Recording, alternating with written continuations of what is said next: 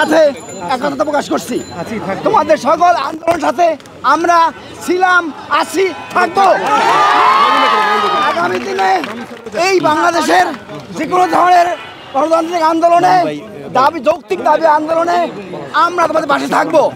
আমরা এই সরকারের এই নিন্দা জানাই, যে কর্মকাণ্ড করেছে আমরা নিন্দা ধিক্কার জানাই। এই আমার শত লাশের উপর দিয়ে তোমরা এখন টিকে আছো, এই তাদের সরকারে এই কার্যক্রমে নিন্দা জানাই।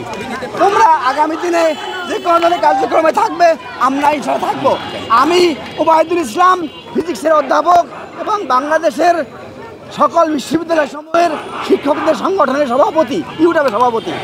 আমরা ইউটিউবের পক্ষ থেকে, আমার ব্যক্তিগত পক্ষ থেকে তোমাদের সাথে আসছি এবং থাকবো, এবং আগামী দিনে যে কোনো চালিয়ে যাওয়া।